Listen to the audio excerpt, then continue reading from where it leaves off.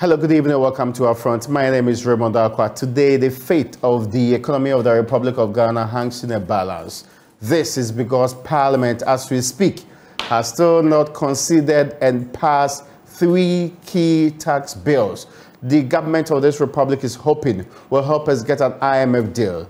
These bills are the Income Tax Amendment Bill, the Excise Duty and Excise Stamp Amendment Bill, and as well as the Growth and the Sustainability Levy Bill. Now, approval of these outstanding bills is supposed to help government facilitate the approval of that 3 billion IMF deal, which is supposed to help this economy function properly. The passage of all of these outstanding revenue bills are also necessary, as we are told by government, for the effective budget implementation, as well as boosting the efforts made by this government and increasing what's supposed to be a tax to GDP ratio from what they say is less than 13% compared to what's in the sub-region of some 18%. Now, already, government has completed a tariff adjustment by the PURC, the publication of the Auditor General's report on the COVID-19 spending, and the onboarding of the Ghana Education Trust Fund, the District Assembly's Common Fund, and the Road Fund onto what's called the Ghana Integrated Financial Management and Information Systems, GEFMIS. What is outstanding, which is supposed to be the 4th out of the 5th, the passage of all of these outstanding bills, which is necessary for the effective implementation of the budget, is also supposed to help us get into what is called the situation where 4 out of the 5 prior actions are completed. But as I speak to you, Parliament, which was supposed to consider these bills by 2 p.m., is yet to make any definitive decision on it. Parliamentarians are still hanging around, and we understand there's a lot of negotiation going on since government has banked its hope on these 3 bills. These bills, the government is telling us, will be the very key point. Let's not forget that it was the hope of this government to get an IMF deal by the end of this month, which appears clearly by the number of days left for us to have the month ending, and also the number of days left for Parliament itself to rise and go on a break because of the Easter break that we're supposed to be having. This is perhaps a seminal moment in whether or not we are getting the IMF deal the next quarter, or this quarter, or we are getting it anytime soon. These bills are supposed to help you appreciate what government is doing on this thing. In this conversation, we will start from the Parliament of the Republic of Ghana. We will certainly be giving you an update and why there's a hold-up of a sort in that house. Beyond that engagement in the Parliament of the Republic of Ghana, we will be telling you what the bills really mean with distinguished economists and people with tax competence. Let me introduce you into the conversation before we go to Parliament. A man who's previously run the economy of Ghana and is a tax expert by all standards and qualifications. Let me bring on board the Honorable Sektepe, a former finance minister, joining us from the United States of America. You're welcome, sir, to UPfront. Thank you very much, Raymond. So we understand good that... evening to your listeners. Brilliant. So we understand that those in the minority are kicking against the bill. In fact, the Member of Parliament for Boko Central, Mahama Yaiga, is supposed to lead a charge by proposing amendments to every single provision, which requires that the provisions are one by one deleted, making all 3 bills almost useless, which will end up being rejected. The majority, however, is very hopeful that this bill ought to be passed. What has happened in the last almost 4 hours is a stalemate of a sort, no decision on whether or not Parliament is going to pass it or not pass it. Parliament is actually racing against time, as tomorrow the House may be compelled to adjourn and make way for Christmas break. I want to bring you into this conversation because it's important. You were the finance minister the last time we went to the IMF. The biggest argument for these bills is what has been told us, that without them, we cannot get an IMF deal. How factual is this particular claim? Thank you very much. And good evening to your listeners, viewers and listeners once again. I think it is, in a sense, good for the government to be admitting at this point that this is a prior action. I don't think that when the bills were sent to Parliament, government indicated that they were prior actions. Some of us had hinted that some of the tax measures that were being sent to Parliament, were likely to be IMF prior actions. If they were prior actions, then it would have been necessary for full disclosure within context of the IMF. Because remember, some of us have been arguing, and not just now, but in the past, it had been argued that the IMF program, being an international agreement, should go to Parliament. So our MPs would have been deprived of, a bit of, what is their due in looking at the total effects of the budgets and bills that were being sent to Parliament, whether they are purely for domestic reasons or they also include, as some of us suggested, likely to be a prior action. Now, let me also clarify a point. I don't think that we should be blaming the NDC on account of this bill, if we do not get an IMF agreement by the end of this month. And the reason is simple. The number of countries, that would go to the board in March has been published. You can go to the IMF, website. I mentioned this earlier. I think Honorable Wereko-Brobby has tweeted on it, and so I think it's important that, to note that we may have missed the point unless maybe there is some emergency way of sending the bill to the board. In April also, the IMF, apart from Easter, there is going to be the IMF spring meetings, which normally occurs in April, at which time, the board is preoccupied with looking at resolutions for its member countries, including Ghana, and so the earliest possibly is likely to be the end of April, again, unless it is fast-tracked, for one reason or the other. So I don't think that, anybody should be blaming, the NDC at this stage, apart from the reason which I gave earlier, for any delays in going to the IMF board. In any event, we are yet to be told the true status of the external bond, discussions that are going on. Reuters and others have suggested, that since we have requested, to be put in the common framework, for the G20, I doubt if this also has been put before Parliament. There could be delays given the experience, of how, that procedure moves. So let me pause at this stage, just by way of preliminary, to for you, I don't know, to continue with your line of questioning, because I think that there are technical reasons also why, this bill is a bit of a difficulty for, Ghanaian taxpayers and others, as businesses and others have already indicated. I'll come to that. My general position would be, and again, it's important, in the past where temporary taxes have been imposed, and you will note that the fiscal stabilization levy, which should have lapsed in 2017 when we had two additional oil fields, it's now being amended and being replaced by the growth and stability, levy, and we can discuss some, details about that, as well when maybe, you come to your next segment. I will come to that, but I mean, explain to the people of this country what prior actions are. Did we decide that we needed these bills, these new taxes, to help us get an IMF deal, or the IMF is forcing it down our throats, that without that, there's no show? I don't think the IMF is forcing it down our throats. Remember, we were saying that we were not going to go to the IMF. We said it several times. And even when no less a person, including debt restructuring, and even when no less a person than the World Bank president suggested that we should join the DSSI, during the COVID period, we did it. And when he said it again, he was, contested, by one of our deputy ministers. This is a person who has all the information which we give them and more at his disposal. I think it became inevitable that, there was no other option than to go to the IMF. So I don't think we should have any illusions at all, about that.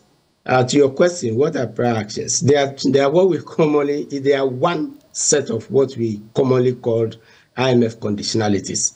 A condition, one, for going to the board.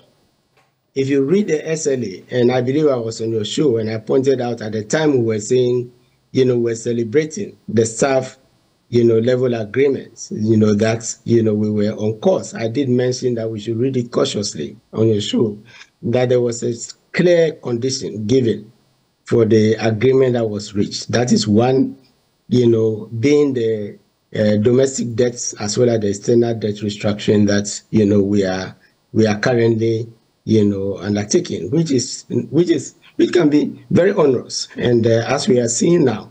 And so we did caution that we should not be celebrating, because it's going to be a tortuous process given, the state, of our debt. So that is a clear hint of first, conditionality of prior action. Now there are two main, actions, and maybe a third. The first is, what do you do to show good faith, to show signals of determination, even before the IMF considers the agreements that you agree, that the agreement you have had with the SAF, the mission, the Ghana mission, before they go to the board.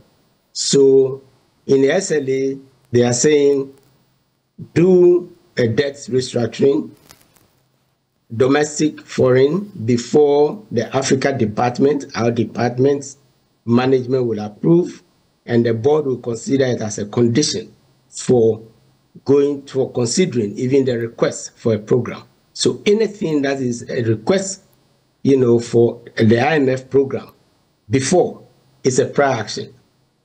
The conditionalities or conditions that come after you have entered the prior action. And let me make a distinction here. We are not going to get 3 billion upfront. If we are going to go along the line of the ECF and pass IMF programs, the COVID loan was a special dispensation. We got all the money upfront. SDR was a special, we got upfront. Now, when you go into an IMF program, for the 3 years, the staff, and I'm sure you are familiar with it, will come and do what you call staff assessment.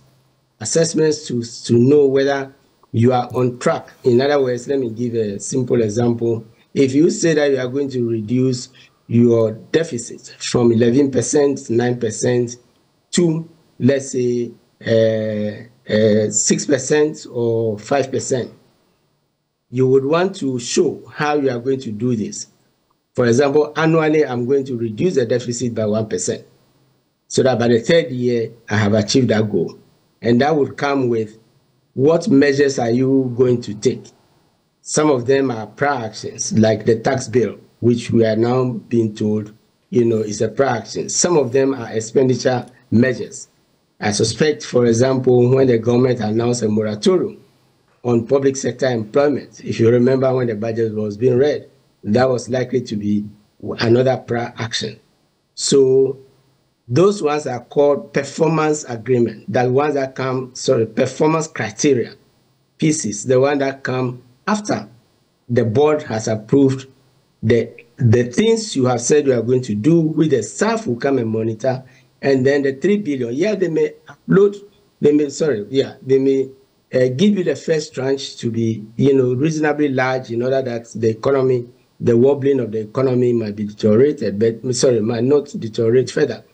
But they would disburse, say, 500 million based on all the criteria, if you have, achieved them. Your tax measures, you have enough tax collection, so you saw that one in your commentary, that the goal was to increase, the tax to GDP ratio from, around about 12% to, the sub-Saharan African average, of say 17.5 or even 15%. That may require whether annually you are able to increase it by 1% or not. So you'll be receiving the amounts in tranches. So let me give you another very specific example.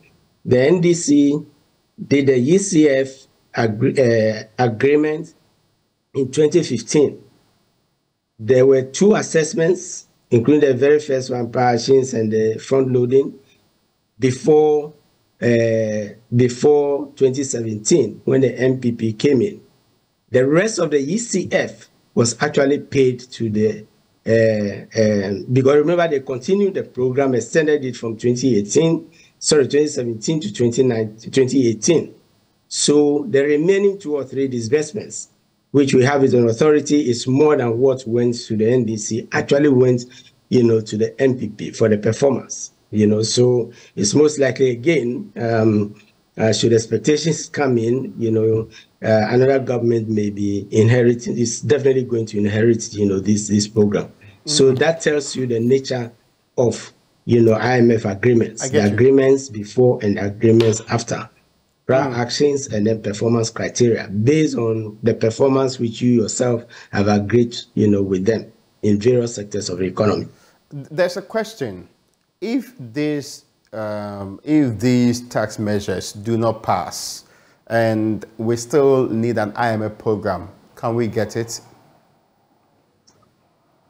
The question is, does our progress on reform depend on only taxes? Remember, we have had 12, I displayed a table again on your show, 12 levies, and we keep increasing taxes as a solution to the problem.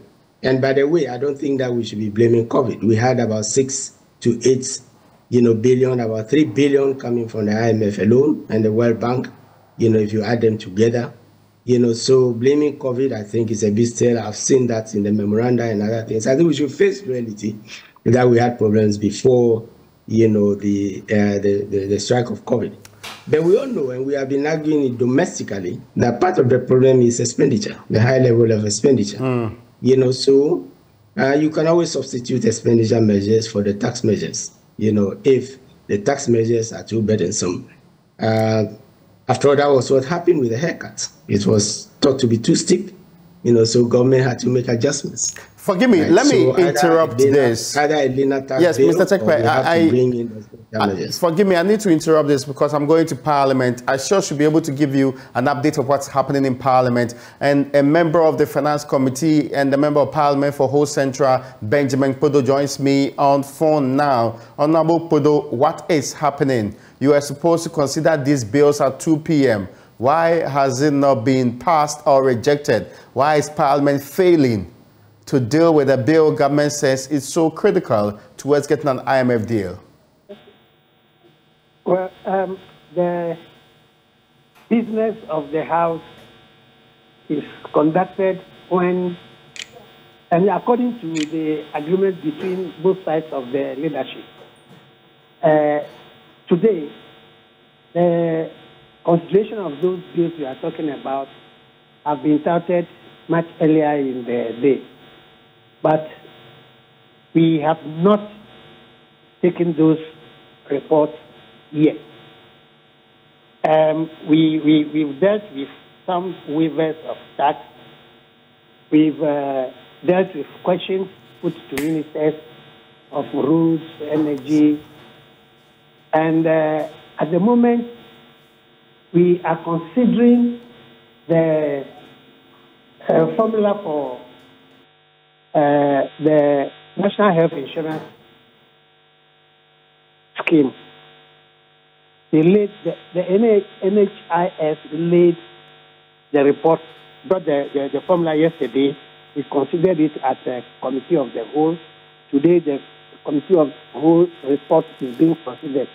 As I'm talking to you now, the debate on that is being concluded by the majority leader, Honorable Oseche Mensah-Bonsu. So we haven't taken those bills, and nobody has explained thus far why we haven't taken them. But we are all ready to take them. Is it going to be taken today? Well, that's what I'm saying, that it has not, the reports have not been presented today. The motions have not been taken. Although they appear on the order paper, they have not been taken. It is not everything which appears in the order paper that we take. Some are rolled over to the next sitting day. So as at now, the bills, the reports of those bills have not been laid, have not been taken. No motions have been moved on them. Now, let me make this point. Of course, I mean, I need to get clarity on it. Was it advertised that you were supposed to deal with the three tax measures today? Tomorrow, you are supposed to go on an Easter break. Exactly what's the plan here? Are you likely ever to deal with this matter today, or it's been pushed to tomorrow? That's what I told you, that these motions are always listed. Even as we are here now, it was listed yesterday on 29th March. It was not taken. It has been moved forward to today. So it is on the other paper. Okay. But there's no indication that we're going to take it today. So you're saying there's no indication you are going to take it today? Not at all. As for being on the agenda, which is what we refer to as other paper, it's been there for a number of days now. But as to whether we will take it today, there is no indication thus far. What is your leadership? You're on the finance committee, right? I mean, ideally, you would be made to know whether or not your report, which is being laid, would finally be considered. And there's a lot of conversation which is supposed to happen. Your committee is so seminal to this, but this is a business for the entire Parliament of the Republic of Ghana. Have you heard any reason why you will not pass these bills today? And do we know whether the likelihood of it being taken tomorrow is also high? Well, as for today, it is highly unlikely that the bills will be taken today. My understanding was that those of you in the minority were opposed to these particular bills. Your position, has it changed? Have you been convinced that this is in the interest of the nation? It hasn't changed. Sorry, Honorable, I'm unsure what your last words were. I was asking whether there's been any change in the way. I'm saying that our position has not changed. I appreciate your time this evening, and the Member of Parliament for Ho Central is the one who gave us updates on this bill in Parliament. Well, from all indications, we may not have it being taken today. Tomorrow, the Parliament will have to somehow go on an Easter break. So they have a very fine opportunity tomorrow to take it. These three bills, as we've been talking about, and I'll be having this conversation also with a former finance minister, Mr. Tekpe, who's been also touted, as many would know him to be, a man with extraordinary competence in the area of tax administration, and he's dealt with that for a very long time. These bills are the Income Tax Amendment Bill, the Excise Duty and Excise Stamp, and also the Growth and Sustainability Levy Bill. Let me bring in again Mr. Tekpe, and let's have this conversation that we were continuing with. Now, Mr. Tekpe, it appears there's a bit of, as we're talking about, a difficulty with getting the bill passed today. Parliament has a fine opportunity tomorrow to do this again. What I was asking you is perhaps the core of the conversation. Some people in the industry have already kicked against it. One can easily reference the grouping GCCI and GUTA, the traders union. They really feel they will be the last straw to destroy their business enterprise and also worsen the current cost of living and the cost of purchasing goods in the country. From where you sit, perhaps we'll take them one by one, but from where you sit, are these necessary evils we need to make sure we can move forward and save the economy? Some are insisting that without having these bills in place, our economy risks collapsing because an IMF deal will not be in sight. Yeah, thank you very much. The point I was making is we have had a number of levies, about 12 of them. You know, I displayed them the last, not the last time, but at one point when, I was on the show, if you remember. And we showed that it did not bring in, the totality of all the 14 did not bring in, on average, more than 3 to 4%, of, and that is already including the E-levy. Now, remember that when the National Health Insurance Levy and the Get Fund Levy were being taken from the base of the VAT. You remember that some of us said that this was an indirect increase in the VAT rate. We keep insisting that the VAT rate is only 12.5%. We turn them into straight levy. If you remember, the very industries and you are talking about now, AGI, Chamber of Commerce, were among the first, their members, to start increasing prices when we blocked the taxes they pay on their inputs, because that was what the straight levy meant. So it increased their costs. Then I think they served notice and they started increasing from cement to beer to, that episode happened. No reversals have been made. It's still there. And we are seeing another repetition of that, of the fiscal stabilization levy, which should have lapsed in 2017 with the additional 2 oil fields, remaining to date, and then being quietly, replaced with the being replaced with the growth and sustainability levy. Yeah. Now, unless the bills have changed, if you go to the amendment, all that is happening is that in the repairs and savings in clause 13(1) says that the National Fiscal Stabilization Levy Act 2013, we are going back to the beginning of the Mahama administration when we're having single spine and others, when that law is repealed. So it's only been repealed to be replaced by another name. And this was a tax that was supposed to lapse, with the last, IMF program, because we have had these temporary levies, right? We insisted that there should be a sunset clause because we always went back to Parliament to give reason, why it had to be extended when crude oil prices collapsed in 2015. This is the first time that we have had these temporary levies, being imposed. Now, the other thing is that the fiscal stabilization levy covered only 5 sectors, business. The new one that is being proposed is covering 15 category A sectors, right? The traditional ones are there, that is banking and insurance, telecommunications, and now we are adding breweries, inspection and evaluation companies, bulk oil distribution companies, oil marketing companies, communication tower operators. It's looking like, a broad-based, tax. We might as well say we are increasing the corporate income tax, rate. Simple.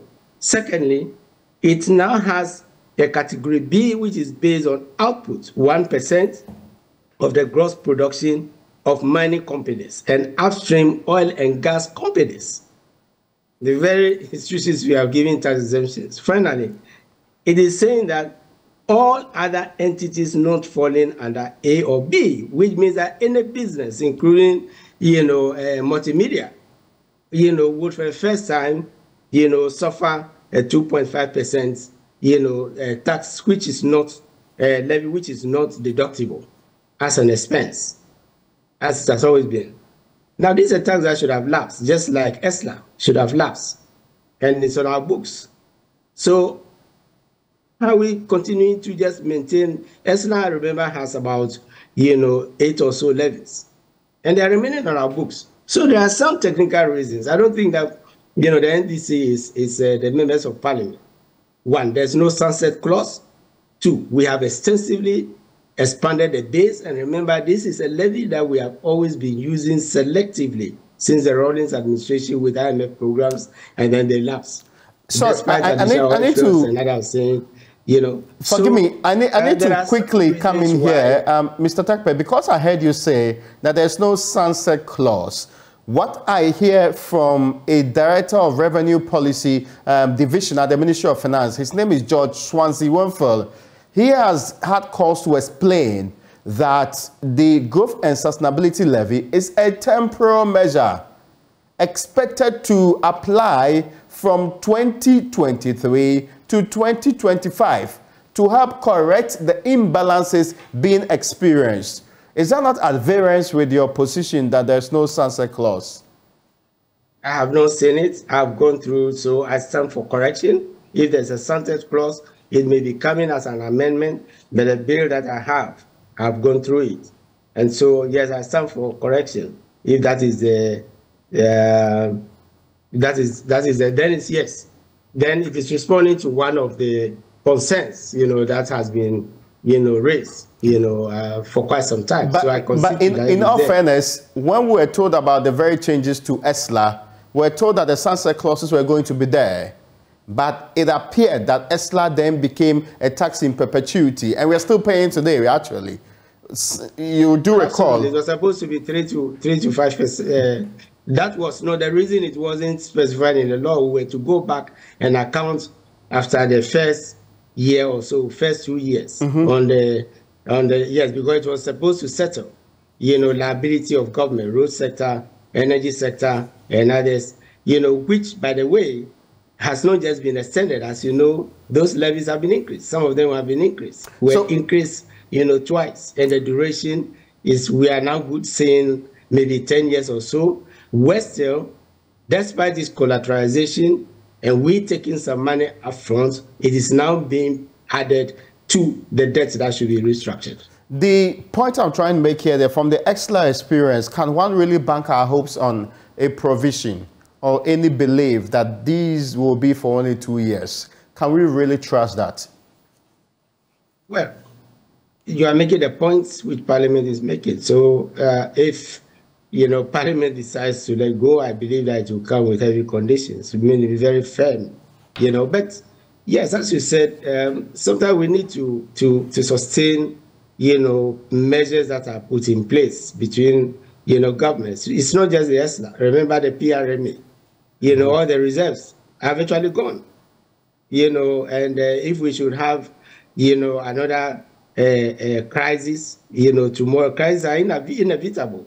There will be no 250 million, no 300 million in the stabilization fund. So the no respect for provisions in our law is not just a one for tax or, ESLA. We see it across. Remember, we're going to sweep even the heritage fund, right? So, so back to the point I was making, that, the solution in going to the IMF board does not lie in only taxes.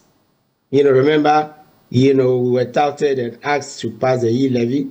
Some of us said it's the revenue projections were high, 1.4%. It's come to realize because the base was not correctly, I think it's about time we started looking critically at expenditure as well, and others as a package, in going into the IMF program. Now, if I get you 100%, you believe that this, what they call a new one, the tax by the name, the Growth and Sustainability Levy, should not be passed. And that it's not like, you say there are technical reasons why this tax is not in the interest of the country, if I got you right. I can't come to that conclusion because I'm not an MP. So I'm looking at, possible reasons, why. Okay, no, so that's the question. I'm analyzing the bills for you. I get your point, but what you have said, which I got quite right, is that there are technical reasons why this bill might not be in the interest of the country. Is it not so? I see there are technical reasons, past and present, why it is draconian. We have, a number of levies that should have, lapsed. If another example, if you take the excise, bill. And I was coming to that, the income tax one. If you want to move on to the excise, I have no difficulties with that. But the clarity I wanted was, on the case of the Growth and Sustainability Levy bill, what you're saying is that there are technical reasons why it is not in our interest. Is that what I hear you saying? Yes, I've said that over and over, already. Brilliant. Yeah, particularly from the time when, even the street levies, were promulgated, and businesses were denied their due in terms of input tax credit. Remember, all the levies are adding to costs they are being paid on business inputs, without the right to a deduction, and so, and then they are in existence, the levies are there, and then we say that, the VAT has gone down from 17.5. When you have levies which are even worse than the VAT, and then you impose another. Remember that Parliament has already passed 2.5% increase in the VAT. So you should see the things from the perspective of business. This is not going to be the only, VAT has already been increased by 2.5%. So the VAT rate is effectively 20%. If you take it that, the NHIL and the GET fund, were presumptively, in all the name, VAT, which is why the input tax credit was being allowed. Now, I'll come back to you first, because we still have a brief on the excise duty and excise stamp and income tax bills that we do. But I'm bringing in a man who is also very well versed in the area of economics. Professor Stephen Adair used to be the board chairman of the Ghana Revenue Authority. And these are revenue measures at the core of it. We understand that not many of us are paying tax, so 13%. We need to move it to the grouping of 18% that those in our neighboring countries actually deal with. Let me bring Prof on the question. Prof, the Parliament appears not to be making any decision on these taxes today. The presumption is that when push comes to shove, we are getting it happening tomorrow. But the minority remains opposed to the taxes. The industry major giants in that space are also opposed to these taxes. They have given sometimes people will consider them good reasons for why they think this is problematic. But according to the ministry, these taxes, specifically the growth and sustainability levy one, is supposed to clear some imbalance in the system. Prof, should we pass them, and are the justifications for mounting these taxes really sustainable? Yeah. That's a very difficult one, which must be seen in the broader context. At the end of the day, Ghanaians must pay our way. If not, we will end up, this will be just not a one-off debt restructuring, but we will meet it again. So that is the premise. All of us must know that Ghanaians must pay our way. Our infrastructure development and other things cannot be financed externally. That's number one. Number two, I personally think that in the medium term, we cannot continue increasing VAT, excise duties, and the rest. At the moment, the existing taxes, if we are collecting them, we should be able to hit the 18% you just mentioned. In fact, when I was the chairman of DRA, we had a 3-year plan to raise it to 17.5. So that is the second point I would like to make. And there are many property taxes and other things which are not being collected. But there's a third one. Yes, it is said that if you have something in hand eating, you can wait for the main meal to be prepared. In the short run, raising taxes of all that we talk about, property and other things, is almost impossible. It will take about 2 to 3 years systematic agenda to do so. Whilst at this moment, there is the need to raise a little bit more revenue. And that, to me, is why these 3 tax proposals are before Parliament. I think that in everywhere, when you want to raise money, especially you go for what we call the sin tax, alcohol, tobacco, and the rest, because those sectors cause diseases. So I think that there's a need for us to discriminate, and in the short run, we cannot help but getting, unfortunately, in a developing country, some of the taxes which are easier to collect. And that, to me, increases the tax burden unduly on some people in the economy. So it is a two-edged sword. You have to look for. But I wish, that's my last point, I wish the IMF would have said raise this amount of extra taxes, which is about 3 to 4 billion, but not specifically saying A, B, and C. And Ghana, the Ghanaian government and parliament would probably have had other means of raising the taxes. But this idea of straitjacket as a conditionality is a bit unfortunate. Now, if they are not passed by parliament either today or tomorrow, where do we go from here? Are there options? Well, yes, there are options, because this is not the these are low-hanging fruit. You can easily target them and then get the revenue.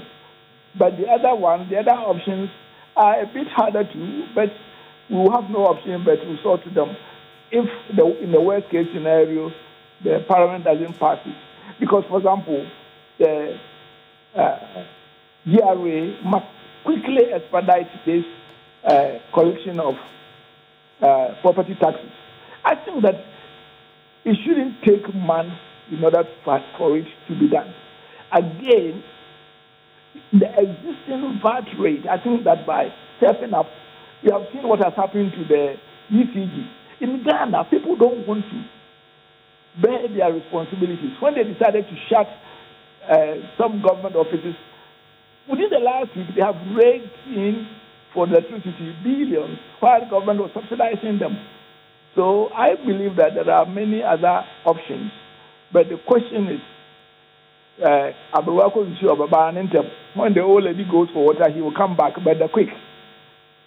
So I think that probably I will advise Parliament to pass it, not because it is palatable, but at this moment, if we don't close the debt restructuring, everybody will pay taxes one way or the other, because when inflation continues as it is, we are actually paying taxes. People don't know that rising price data is the same as paying taxes. So that's the way government will get the taxes, by raising the prices, letting prices rise by themselves, and impliedly higher inflation leads to higher tax collection. Well, Prof, I am grateful to you, but the last question I wanted to ask you is about getting an IMF deal. We were hoping that we'll do it by the end of the month, but it appears that really is a pipe dream as we speak. Actually, sometimes I don't know our politicians what is wrong with them. No, the Ghanaians cannot set the timetable. I don't know why the president and the Minister for Finance were saying March. Personally, I knew that they couldn't close in March. When I was in the Commonwealth Secretariat, my main portfolio was monitoring IMF and World Bank matters. And the way things, you haven't finished concluding things with the bilaterals. Then what you raised in the Eurobond, which is from the private sector, you are still discussing with the Chinese. And I don't know why they said March, because personally, some of us didn't want to talk, because maybe if you are not in government, there may be a magic wand they didn't know. But I didn't see how they were going to finish by March. But I can assure you that Ghana will still be on record as one of the fastest moving ones, because normally this takes 6 months to a year for it to be done. And I'm expecting that it will take end of April, slip a little bit if there's worst case scenario, and it will have been one of the fastest in the World Bank IMF scenario and history.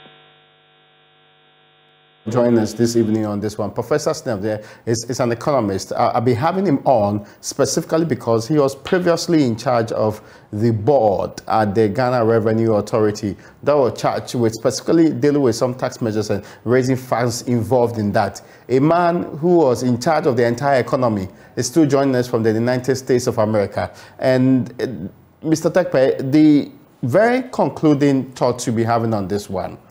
If you put all of them together, I was asking Professor Stephen Adair whether there are immediate alternatives that would deliver the same solution and get us as replacements of these taxes. Do you think of any, and should they be the alternatives government will be looking at? Now that you two agree that getting an IMF deal by the end of the month is almost like an impossibility? Well, we were told that there was an enhanced package, by government, if you remember, going into the budget. Yeah. When we requested that we need to see the measures, we were told there was an enhanced package which government was preparing. Now we know that, yes, it may be there, but it may be specific items, but not, when you go to the IMF, you also bring in even sectoral issues. How the real sector is going to help. That's what we call the structural measures. The issues with energy, how are we going to resolve it? Because if you resolve the issues with energy, for example, the liability that is there, again, which should have been cleared by ESLA with all certainty. I'm very convinced about that. You boost the energy sector, so they keep the economy also going. Today we know that the cocoa sector is also, debt-ridden, and is being added as a contingent liability to what, is being considered. But we do not have, the package for the real sector, the ones that are the engines, which should be supporting, which should show that growth will go up, because you don't increase your tax to GDP ratio based on only, increases or reductions in tax rates. The other one is administration. Since 2014, 2015, when West Blue, if you like, or single window came into effect on the customs side of GRA, there was the expenditure side, domestic, was gift miss, and then there was going to be a domestic revenue, ITAX, income tax administration system, to improve tax administration. It's been 8 years, so we are not in the short term. If those things had been done, we would be in the medium term by now. But to date, the domestic tax revenue division of GRA hasn't got a system. How do you compile statistics? And we are seeing the consequences. If you look at the Income Tax Act, a measure that was, in SMCD 5 is being brought back into, at this day and age, electronic age, where any business that makes, there are two of them, any business that does not make, declare profits in 5 years or so, would have to pay, a certain tax, compulsorily. Okay. Where is tax audit? Where's the data? And there's tax audit, going to really examine the records for this and not realize that if there's a reason why they are not paying, not bring them out to the point where we could even go to tax, to court. Another one, minimum taxes are coming back again, where, you are going to be paying a presumptive tax, irrespective of size of the business. Or these were measures which were replaced under the Economic Recovery Program and the Structural Adjustment Program in Dr. Butchie's era. They were in the SMCD. Professor Mills was their commissioner. Why are we bringing all of these things back? It's because of a lack of continuous investment in the domestic, tax system, right? So training, since the merger of GRA and this in GRA and IRS, these were the integration. And the integration is not just, bringing two organizations, in name. It's involved improvements in their processes so that they can, contribute the tax administration end.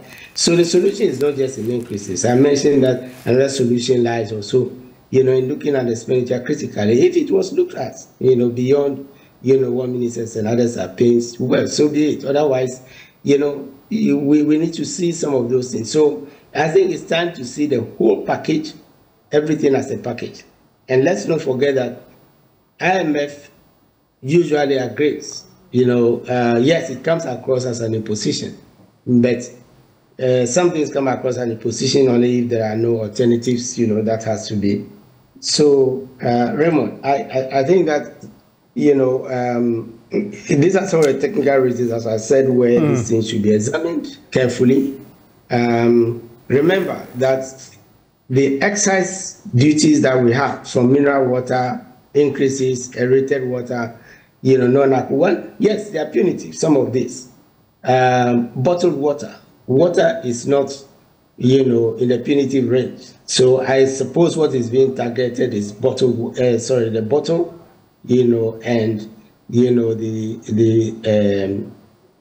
the plastics that are used, to contain these things. Yet, of course, the ghost is coming, is hunting, so sachet water has been, excluded, as though it were the cheapness of the water which is attracting the excise. Otherwise, you would exclude poor people and the low-income people, from the tax on whiskey, beer and everything. Apetition, by the way, is coming in. So you see the inconsistency in the tax measures also, that are, being promulgated. They seem selective, and so and the other point, the last point I wish to make on these exercises is that, remember, and that's why business is concerned, all of these increases from the levies, whatever, they are only direct taxes, apart from the income tax measures that we spoke about, and they are going to go into the cost of production, right? Apart from businesses, it may make our economy non-competitive. You may have products and things produced not just from outside, but from Cote d'Ivoire and other places coming into the country, because of the open borders we have in ECOWAS. So I think, in summary, the measures need to be looked at, in order that they do not become counter, productive, because we have had a precedent already. All the levies, as I said, has not increased the tax rate. The highest revenue, and not tax, but revenue to GDP ratio that we had was in 2015, which is, it's not been better, despite, the oil, the energy sector expanding, despite, that is pre-COVID, So some of these measures were, pre-COVID, they were already struggling. My final question is about racing against time. Are there alternatives that can be considered now before we get a deal? Since we are not looking at the end of this month, I mean, if even we are getting an IMF deal in April, are we still able to fish out, put together an alternative plan to this all-important 3-in-1 tax handles that we are putting out there? Yeah, and with all due difference to Professor Ade, who was advisor to the Ministry's advisory, body, when I was both a deputy minister and a minister, we seem to be rushing now, and no less a person than the, IMF and World Bank, managing directors and presidents have been given assurance that they will do all it takes, to get us to the board. It's left with our own effort to get there. So they themselves seem to be anxious. We seem to rush. One, because the condition might deteriorate further. Two, because, we delayed, and the condition, became worse. So it had to be rushed. So if it's being rushed, it is not because, of, we all know, it is not because of, the better skills or whatever we have we have a lot of experience, including the MPP, by the way, and Honorable Safumafo and others in going to the fund. It is because of the critical nature where we are. We can't go to the bond markets. We are hanging on only treasury bills, and these are very serious matters, and that is the concern which the international community, has. So yes, we should come together and look for the way forward, and I think it has to be comprehensive. I said it to repeat. We have to look at the real sector. Measures, of course, that is where the World Bank, African Development Bank, and others come in, with their support.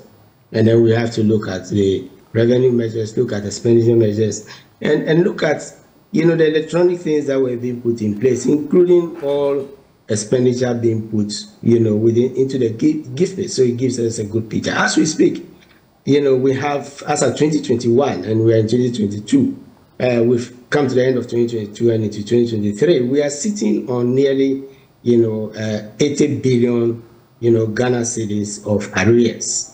From the government's own report, I think the true real amount is 76 point, close to 77 billion, and so these are all measures which one is not even certain has been reflected adequately, going forward. I need to thank you so much for joining us from your base in the United States of America, the former... I'll be home soon, Raymond. I'm not here for good. Okay. Now, well, former finance... As you know, I'm doing a visiting scholar assignment, you know. Okay. You know, I've always taught. By the way, I still teach my classes in Lincoln. Oh, okay. Well, visiting scholar with virtual teaching opportunities from Legon and former Finance Minister Sector. Many thanks to you, Professor Stephen Ade, and also thank you so much, Benny McPodo, for giving us an update from the Parliament of the Republic of Ghana, where, as we speak, they have still not taken the 3 bills government says will solve the problem of the economy through an IMF deal. Many thanks to you for watching our front today.